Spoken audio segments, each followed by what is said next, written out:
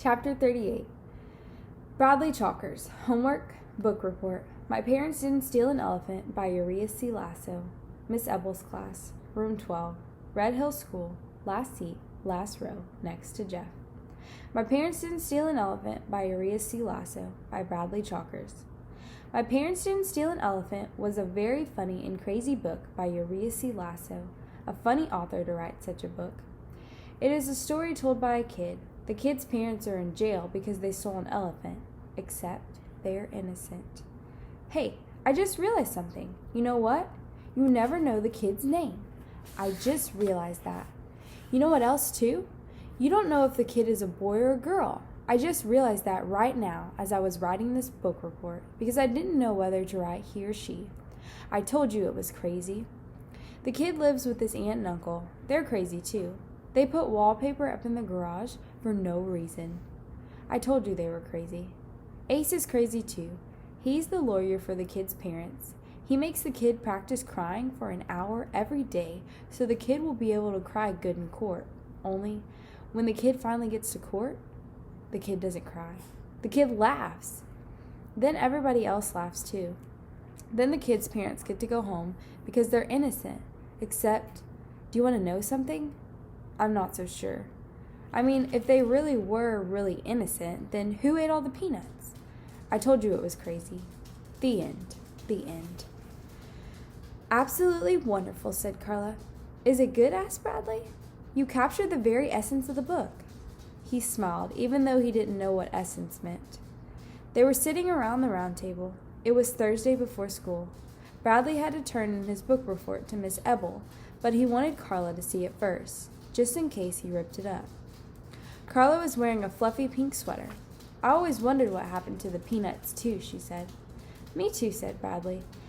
And they could have hid the elephant in the garage. That's why they put wallpaper there, to cover up the fingerprints. Do elephants have fingerprints? Asked Carla. Maybe they have trunk prints, he laughed. Well, I have to go to Miss Ebel's class. Here's your book back. Thank you. I didn't write on it or spill food or anything.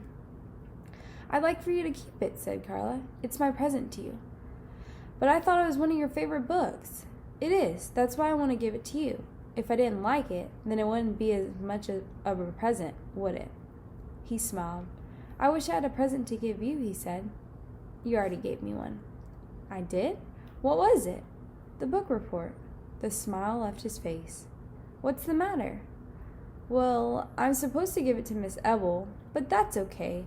You can have it. It wouldn't be much of a present if I didn't want it too. Carla laughed and shook her head. That's very sweet, Bradley, but that's not what I meant. I want you to give it to Miss Ebel. It just makes me very happy that you did such a wonderful job. That's the present you gave me. Really? Really, said Carla. It was the best present I could have gotten. He thought that was great. He was able to give it to Carla and still give it to Miss Ebel. What's wrong? Carla wiped her eyes. The corners of her mouth trembled. Are you crying? He asked. Bradley, I have something I have to tell you, she said. I hope you can listen to what I have to say without feeling scared or upset. Tomorrow will be my last day here at Red Hill School. Huh? That's why I'm so glad you've written such a wonderful book report. I know you can continue to do good work without me. I'm very proud of you. You're leaving? She nodded. I've been transferred. I'll be teaching kindergarten at Willow Bend School. But I want to thank you, Bradley. You've made my short time here very special. I'm so glad we got to know each other. You're leaving? We can still see each other, she said. Saturday He shook his head. No, you can't go. It's not fair. I have to. He couldn't believe it. What if I don't do my homework? Then you'll have to stay and make me want to do it again. She smiled warmly at him. Her blue eyes glistened. You're on your own now, Bradley. I know you'll do wonderfully. No, it's not fair. He stood up. You tricked me. Carla stood too. She walked around the table toward him. I hate you, he shouted in her face. I know you don't mean that. Yes, I do. I hate your stupid book too. He picked up My Parents Didn't Steal an Elephant by Uriah C. Lasso and threw it at her. Then he picked up his book report. Bradley, please. He ripped it in half. He stretched his mouth so wide it was hard to tell whether it was a smile or a frown. He tore his book report again and dropped the pieces on the floor. I hate you, he shouted, then ran out of her office. He ran into the boys' bathroom. He leaned over the sink and cried. His face throbbed as he watched the water wash down the drain. There was a knock on the bathroom door. Bradley, said Carla, are you all right? Go away, he yelled. I hate you. The door slowly opened, and she stepped inside. You're not allowed in here, he said. I think it's important that we talk, said Carla. That's how friends handle their problems, by talking about them. That's why we've become such good friends, because we've learned to talk to each other. I'm not your friend. Why would I want to be friends with you? I hate you. I like you, Bradley. I can like you, can't I? You don't have to like me.